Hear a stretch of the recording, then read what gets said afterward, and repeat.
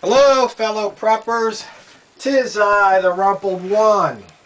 Basic Disaster Life Support Course Manual 3.0 from the National Disaster Life Support Foundation and the American Medical Association. Chapter 6, Explosions and Traumatic Disasters.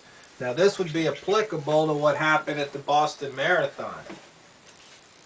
This talks about the principles and practices for the management of explosions and traumatic disasters. Now you see there's many types of explosions. There's nuclear, there's mechanical, there's chemical. And so you want to basically determine what kind of blast or explosion you're dealing with. And you see with when you're dealing with an explosion, you have different blast injuries. You have primary blast injuries, and these are caused by the blast wave. In other words, you have an explosion, there's a wave, okay? Now, you have secondary blast injuries, and they're the ones that are responsible for the majority of the casualties. Okay, in other words, there might be bomb fragments coming at you. And so these are the things that you have to know. So for example, it says the SBIs, or secondary blast injuries, were a significant cause of morbidity in the bombing of the federal building in the Oklahoma City bombing. Okay, there was glass came out, things of that nature. And then there's tertiary blast injuries. Okay, and these occur when the individual is propelled through the air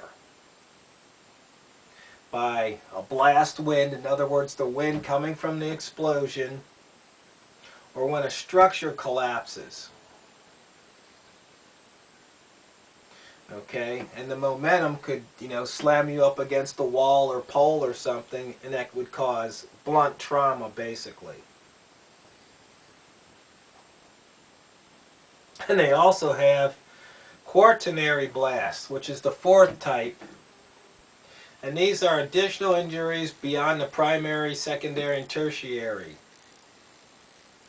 And these would be like fire, toxic contaminants, dangerous fumes, dust, smoke, those type.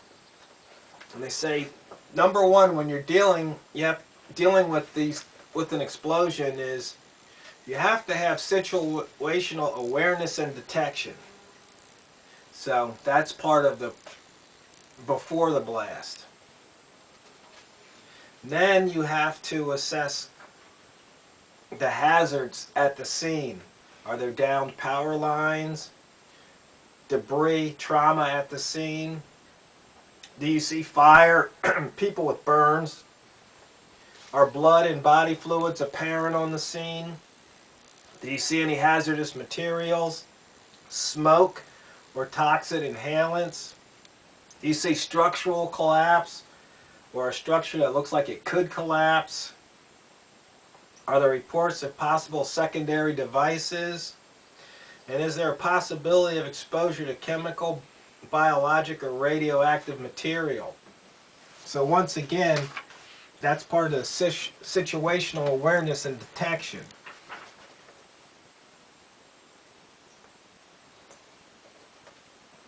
And then you have what they call clinical decision making, where you have to look over the injuries. Then they talk about life-saving skills. Once again, this course was geared toward medical professionals.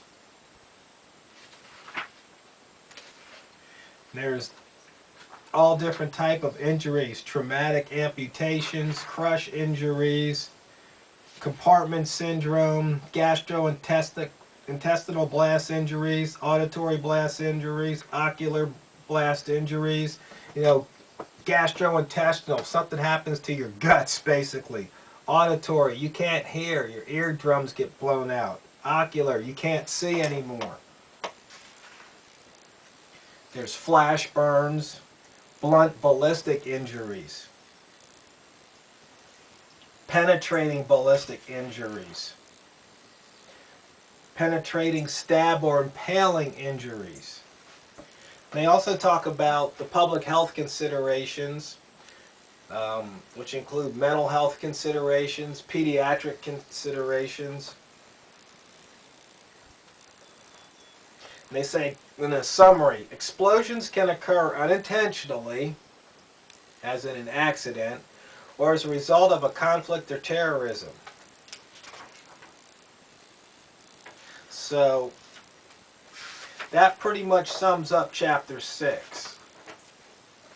So once again, basic disaster life support, a free course in most cases that if it comes to your area, I say you put it on your schedule and you attend. You'll learn a lot.